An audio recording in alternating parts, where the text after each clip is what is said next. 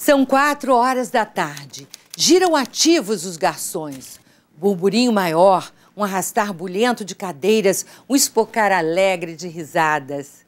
É por esse momento que começa a grande azáfama da Colombo, instante em que a freguesia enche. No começo do século, a mulher ainda pouco passeia, quase não sai à rua. Não obstante, quando em voltas pela parte central da cidade sente algum apetite, não entra nunca em um café, muito menos em um bar ou restaurante. Em uma confeitaria, porém, entra. Às 2 da tarde começam elas a chegar. Vêm as candocas, as bembês, as mundicas, as titas e as lolós. A mão direita arrepanhando as saias, muitíssimas saias. A mão esquerda movendo vistoso leque de papel ou seda.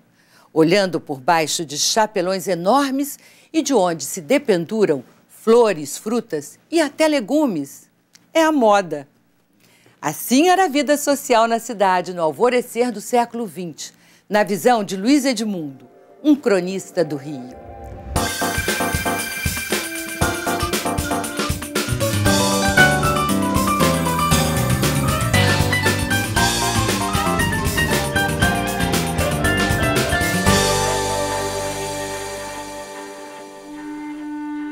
O cronista, jornalista, poeta e autor teatral Luiz Edmundo nasceu em família de origem humilde, no Rio de Janeiro, em 26 de agosto de 1878. Fez os primeiros estudos no Colégio Abílio, dirigido pelo Barão de Macaúbas, que se encarregou de custear sua educação. Muito cedo se interessou por leituras e, aos 10 anos, já escrevia peças de teatro.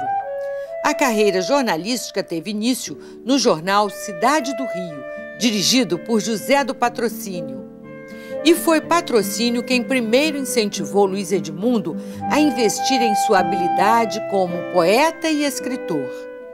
Sua peça Marquesa de Santos foi premiada pela Academia Brasileira de Letras. E, em 1899, teve um soneto de sua autoria publicado na primeira página do jornal O País. Luiz Edmundo é um poeta muito típico da sua geração, que nós podemos chamar de pós-parnasiana. E toda essa geração ela teve uma influência dos dois lados. Eram duas escolas arqui-inimigas que se gladiavam entre si, os parnasianos com o domínio, digamos, social da vida literária toda, os simbolistas sempre marginais para o lado de fora, do outro lado da fronteira, mas essa influência aconteceu em toda essa geração. Agora, ele é basicamente um neoparnasiano, sobretudo porque os muitos sonetos que ele escreveu, o soneto sempre foi a forma mais popular da poesia de língua portuguesa, ele quase sempre usa o alexandrino, quer dizer, o verso de 12 sílabas francês, com cesura obrigatória no meio, e, digamos, um poeta do segundo time, um fabuloso cronista do Rio de Janeiro, um poeta secundário, mas que fez sucesso na época. Luiz Edmundo conviveu intensamente com poetas, romancistas, artistas e intelectuais. Em bares e cafés da moda, eles discutiam as ideias e correntes literárias mais em voga na cidade. É um tempo sem medida, de uma grande euforia com a cidade, com as reformas urbanas. É um tempo de uma profissionalização do escritor, do ofício de escritor. Circulam muitos jornais, muitas revistas e se intitulam órgãos literários e culturais. O curso de Botafogo e principalmente a frequência às ruas, né? Então a abertura da nova avenida, né, da Avenida Central, como um grande bulevar, que até então as mulheres, as famílias não saíam muito às ruas. Então as confeitarias eram frequentadas, de modo geral, por senhoras também, à tarde, para o chá da tarde, e também pelos nossos escritores, né?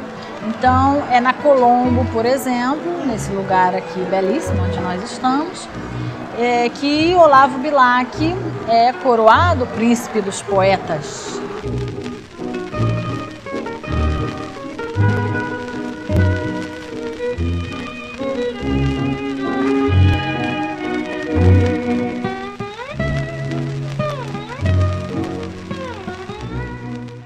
Luiz Edmundo ganhou padrinhos literários importantes, como Coelho Neto e Arthur Azevedo, e lançou uma sequência de livros de poesia num breve período de tempo, tornando-se um poeta muito popular. Se você reparar, o primeiro livro de poemas dele chama-se Nimbus, quer dizer, nome de nuvem. O nome de nuvem é uma coisa tipicamente simbolista. O parnasianismo é escultórico, é físico, é duro. A nuvem é uma coisa vaporosa por sua natureza intrínseca. E logo depois, o segundo livro dele é Turíbulos, que aí quando entra então em ambiente religioso, mais claramente parece um título simbolista. 2 anos mais tarde, ele publica o terceiro livro, que é o Torres e Burnia, né? Torre de Marfim. Torres e Burnia era pau para toda obra. Isso todos usavam, acho que deve ter uns 200 livros no Brasil, todos de poemas publicados com esse título. E em 1907 ele faz a primeira reunião dessas poesias todas num livro só, que fez muito sucesso, aliás. Em maio de 1944, Luiz Edmundo recebeu o maior reconhecimento concedido a um escritor. Foi eleito para a cadeira 33 da Academia Brasileira de Letras. Foi recebido por Viriato Correia, que assim o saudou. Era moço, era rapaz.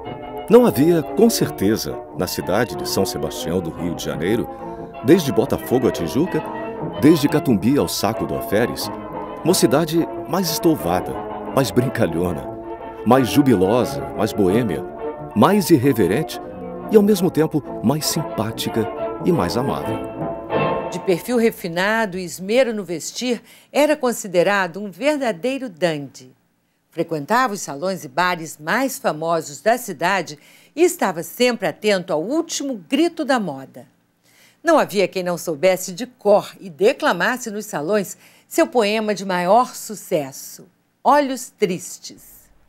Olhos tristes, vós sois 2 sóis no poente, cansados de luzir, cansados de girar. Olhos de quem andou na vida alegremente para depois sofrer, para depois chorar. Andam neles agora a vagar lentamente, como as velas das naus sobre as águas do mar, todas as ilusões do vosso sonho ardente. Olhos tristes, vós sois 2 monges a rezar. A poesia era uma coisa diária. Os jornais publicavam poemas. Você pegava qualquer jornal, saía com um poema, geralmente um soneto, na primeira página. A poesia era muito lida, era declamada nas reuniões sociais, nos saraus, onde tinha aquela dupla famosa, que é alguém no piano tocando música e outra pessoa recitava. E ele foi muito popular, isso se percebe, porque em 1907 sai as poesias. Em 1914 já está na 5ª edição. Londres. Londres ao pôr do sol, eis um lamento nessa luz fria, amarelada e baça, que vem de um céu tristonho, um céu cinzento, todo feito de nuvens e fumaça. Do cais a olhar-te eu sinto o pensamento que se me foge e vai, e o oceano passa, céus claros do Brasil, ó firmamento, ó nostalgia que a alma me traspassa. Como tudo de súbito entristece, essa hora escura quando o rio desce e a alma da noite sobre as coisas erra. Se é um Deus que o mundo fez e ao mundo assiste, porque fez ele um céu assim tão triste, que saudades do céu da minha terra. Londres, 1905. Quer dizer, esse é um momento da saudade do brasileiro, do nosso calor insuportável, mas luminoso do Rio de Janeiro, vendo o fog ou a famosa poluição da Revolução Industrial, que continua em Londres até hoje. Realizado com o sucesso de sua produção lírica, Luiz Edmundo deixa a poesia de lado e, entrosado no jornalismo da época, surge como um dos mais importantes cronistas da cidade. É o que nós vamos ver no próximo bloco. Até já!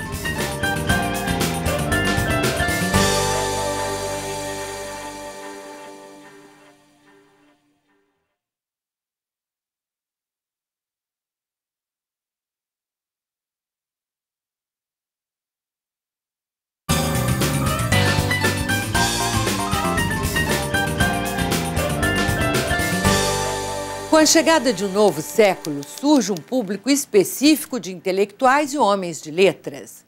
E uma burguesia interessada em participar e usufruir de um novo mundo, arejado por novas ideias. Os jornais se modernizam, abrindo espaço para ilustradores e caricaturistas. A revista contemporânea, dirigida por Luiz Edmundo, com ilustrações internas e capa em estilo Art Nouveau, é uma publicação importante da época. As caricaturas na imprensa brasileira surgiram durante a Regência, aquele período tenso entre 1831 e a maioridade de Dom Pedro II, 1840. Então, é naquele momento, ainda por uma questão técnica, que as primeiras caricaturas vão aparecer. São caricaturas políticas, visam personagens da cena pública e vão ser vendidas em folhas avulsas, como uma grande novidade. Mas é na década seguinte que começam as primeiras revistas ilustradas e, ao longo do século XIX, na segunda metade do século XIX, a revista ilustrada do Ângelo Agostinho vai ser a grande publicação que vai avançar até o final daquele século como a principal publicação de humor, de caricatura do Brasil. É nesse contexto de inovação e participação política e cultural que, em 1901, nasce o Correio da Manhã. Dirigido por Edmundo Bittencourt, tem desde o início Luiz Edmundo como colaborador permanente. Surge um cronista corriqueiro e entusiasmado pela efervescente vida mundana do Rio. Se você pensar que o Machado de Assis, a maior parte da sua vida foi um cronista, é que a gente vê o papel importante que essa crônica vai ter na história da literatura brasileira e da imprensa brasileira. Ela areja o jornal, ela traz um olhar mais bem-humorado, inclusive sobre os fatos políticos.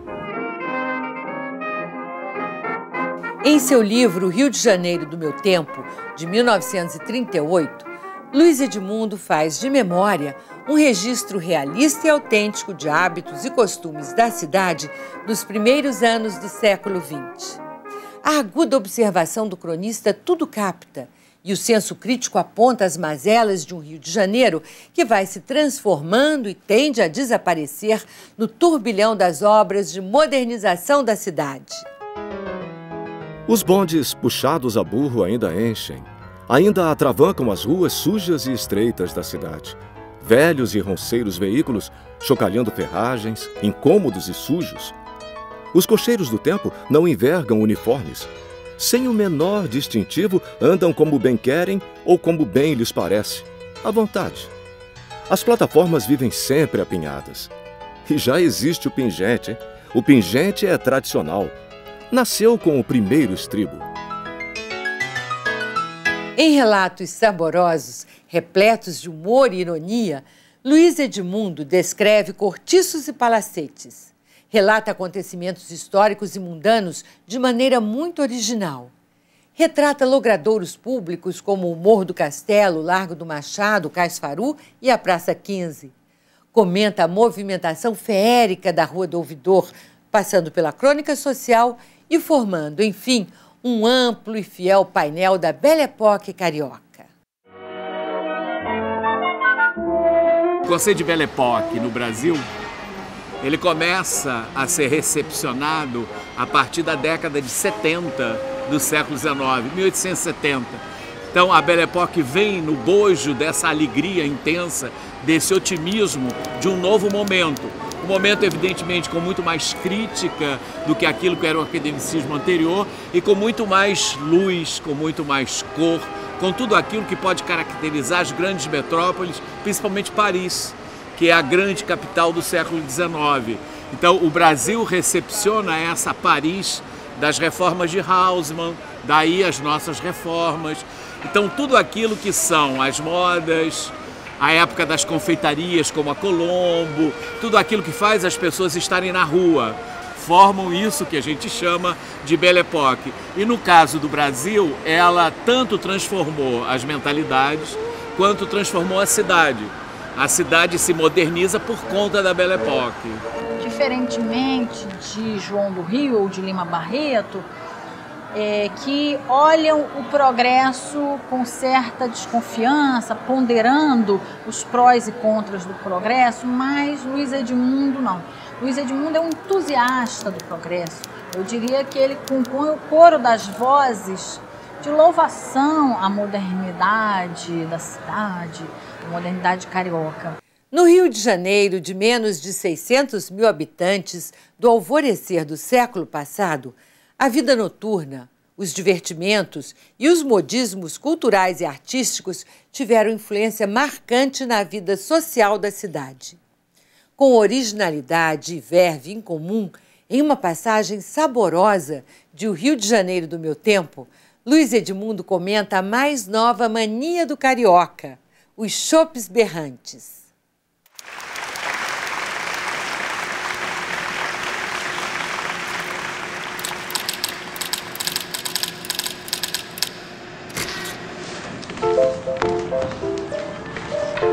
O chopp berrante das ruas do Lavradio e adjacências. É um centro de diversões modesto, onde o ticket de entrada é substituído pela obrigatoriedade de uma consumação qualquer. Quase ao chegar à Rua da Relação, há um desses modestíssimos berrantes. Entremos.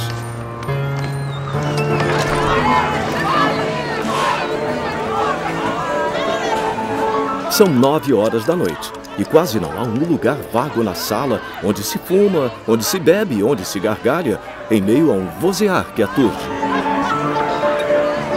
A cerveja serve-se em copos de vidro ou barro, estes últimos com tampa de metal.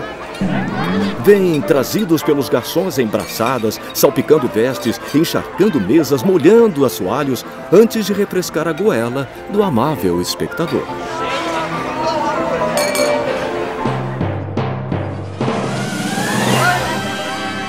Não esquecer o homem que vende à multidão bulhenta leques e ventarolas por um tempo em que o ventilador é quase um mito.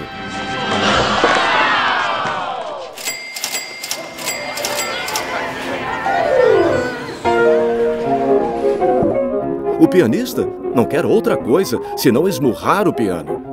O homem já está batucando forte um instrumento mal afinado e bulhão. E a plateia, seguindo o ritmo molemolente do samba crioulo, acompanhando-o de assobio, batendo o compasso com o punho fechado no tampo da mesa ou rufando com a ponta dos dedos a caixa de fósforos. Às 11 horas da noite, o barulho escandaloso dos risos começa, nessa altura, a ter uma sonoridade singular. Berra-se alto, reclama-se a propósito de tudo.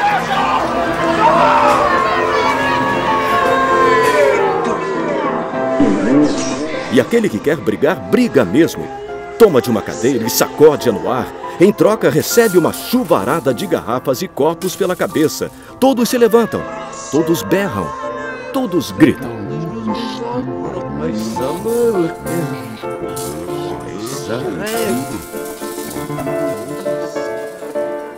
Tudo, porém, passa breve, como essas trovoadas de janeiro, e convida a alegria de toda aquela gente continua inconsequente e bulhã.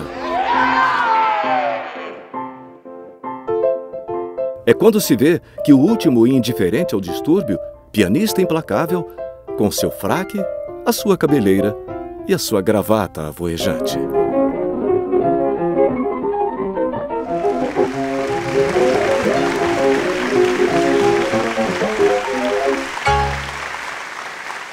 Sendo ele mesmo um expoente da imprensa da época, Luiz Edmundo descreve com intimidade o jornalismo brasileiro dos primeiros anos do século XX.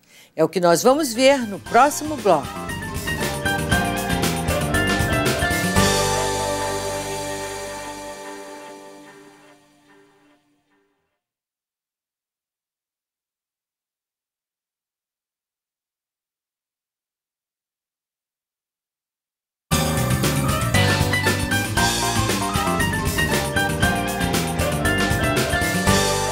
Em O Rio de Janeiro do Meu Tempo, Luiz Edmundo faz o inventário do jornalismo no alvorecer do século XX.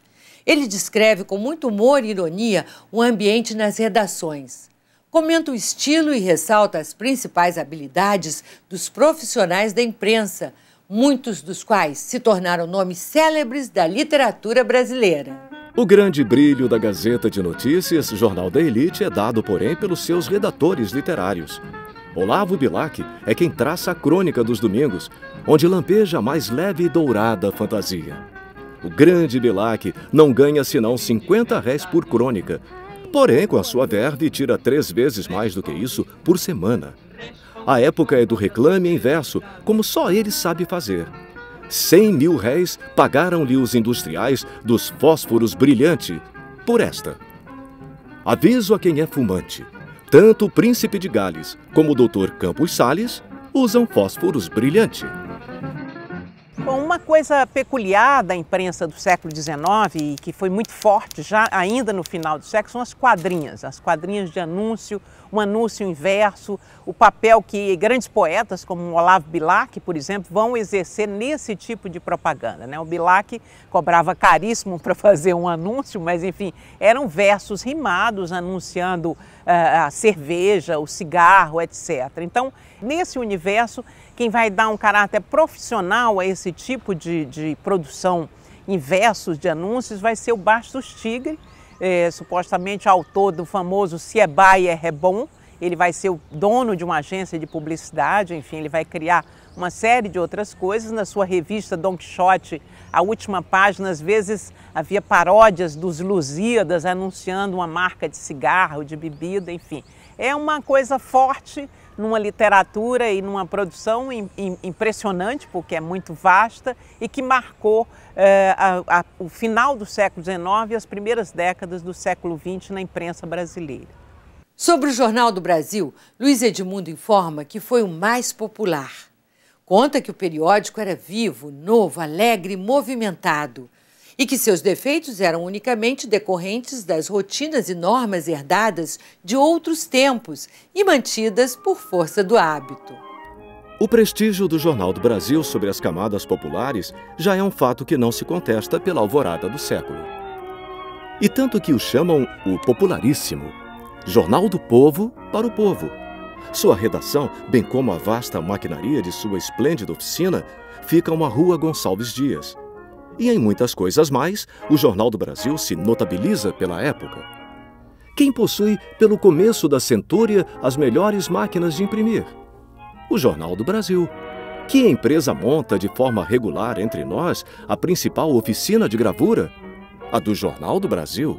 Que jornal tem primeiro ideia de se insurgir contra a estólida tradição do título solitário, morno, sediço, arejando-o, dando-lhe caráter, interesse e valor, com a criação de irrequietos e sugestivos subtítulos?